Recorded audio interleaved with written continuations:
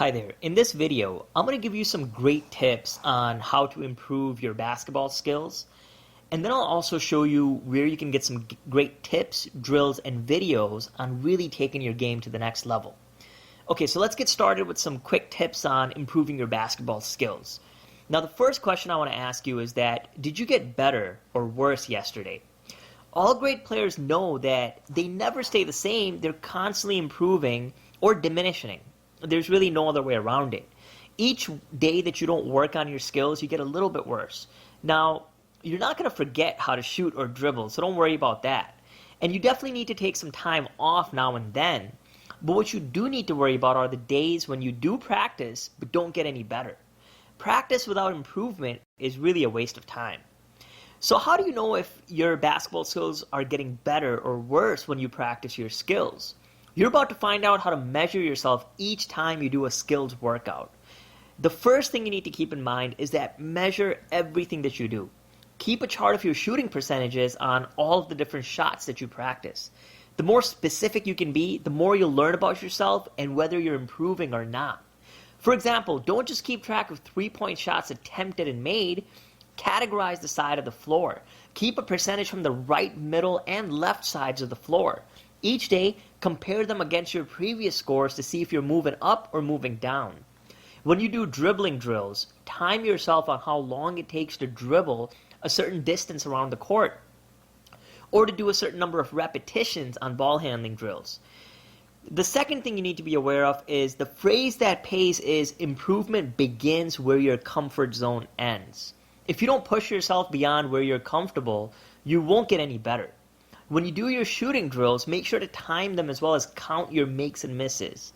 Every day, try to go faster than yesterday so that you're not only making more shots, but attempting more shots.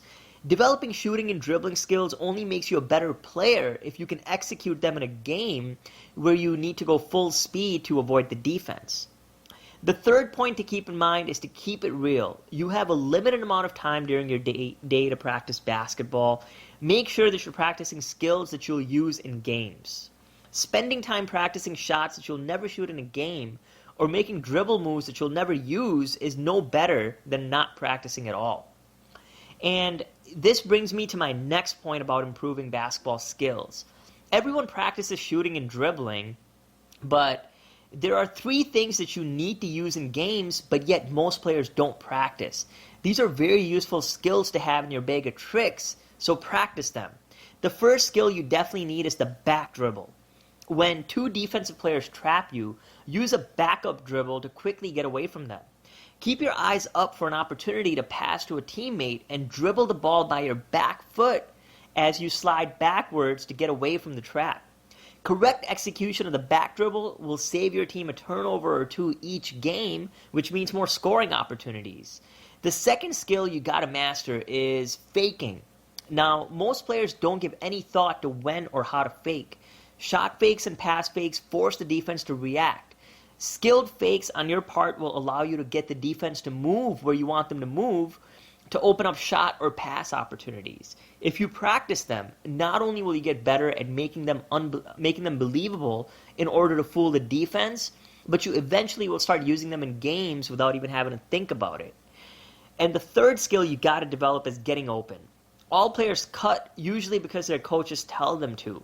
No matter where you are, whether you're a post player, perimeter player, the skill of getting open is a skill that few players do well. The biggest reason that they don't do it well is that they don't practice it enough. Even if you're by yourself, you can imagine a defense and the kind of moves and cuts that you need to use to get open. In a game, you might need to cut for 10 to 15 seconds at the most to get open.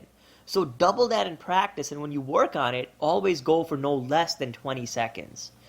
So now that you know some things that not every player knows, and you know that every day your skills are improving or declining, you know that when you do work out, focus on things that you either do now or that you want to add to your game.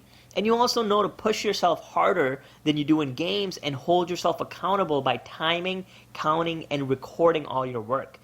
Honestly, just with these few tips, even though they might sound basic, you're ahead of 95% of your competition and other players who have no idea about these concepts. So go ahead and practice the skills that I gave you in this video and measure yourself and practice the other tips that I've given you as well, and you'll definitely be ahead of the competition.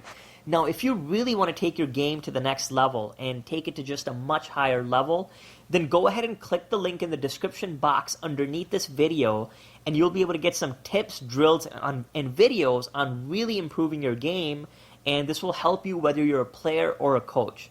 So go ahead and click the link in the description box below. Hope you've enjoyed this video, and thanks for watching.